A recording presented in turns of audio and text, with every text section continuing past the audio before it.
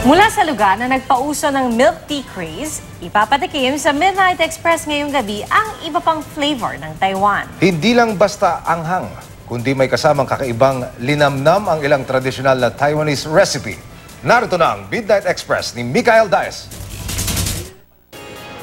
Para sa ating mga Pilipino, alam na natin yung Japanese cuisine, Chinese cuisine, pero maraming ibang Asian cuisines na dapat pa rin natin makilala, like Taiwanese cuisine. Tara, subukan natin.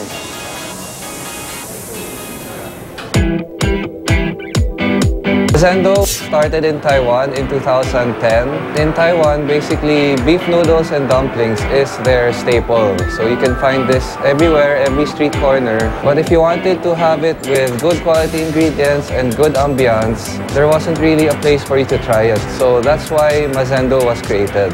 Kahit ako, guilty ako. I've only been to Taiwan once, pero naaalala ko pa rin ang pagkain nila.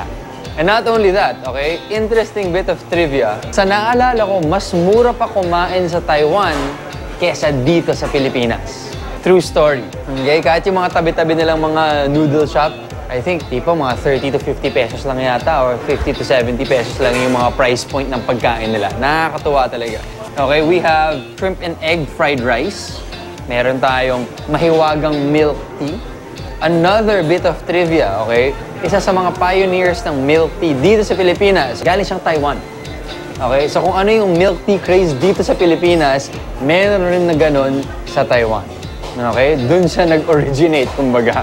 Chili oil noodles, Hainanese chicken, pan-fried pork dumplings, braised beef tendon, and dito tayo magsisimula ang mala beef noodle soup. Apparently, it's very traditional for them. An analogy would be comparing it to sinigang, adobo, kaldereta natin. So, eto yun, yung mala beef noodle soup. Ang ma means numbing. Ang la is spicy. That gives you an idea of how much they like spice in Taiwan.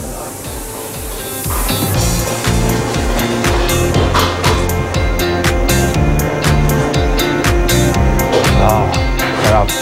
Sarap. Okay, ito maanghang na itong kinakain ko. Pero sa Taiwan, bali wala to. Parang super mild ang spice level nito. Kung hindi pa rin kayo naniniwala na mahilig ang mga Taiwanese sa spicy food, dito tayo. Ito, ang chili oil noodles nila. Ang sabaw nila, chili oil. Sa totoo lang, medyo natatakot ako dito dahil hindi ko alam kung gaano kaanghang to. Pero go lang.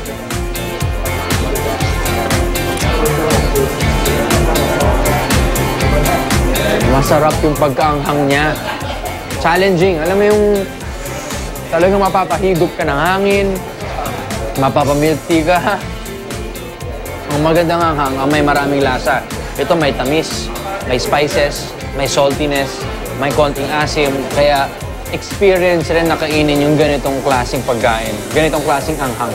Kung mahilig kayo sa mga milk tea ng Taiwan, subukan nyo rin ang kanilang mga authentic dishes sa resto na ito. Matatagpuan ang Mazendo sa 2nd floor, S. Mason, Conrad Manila, Mall of Asia Complex, Pasay City. Ang presyo ng kanilang mga pagkain from 300 to 400 pesos lang for sharing na yan. Mga kapuso, sobrang natuwa ako at kagaya ng sinabi ko kanina, it is our obligation kung mahilig tayo sa food to get to know our neighboring Asian cuisines just like the Taiwanese cuisine.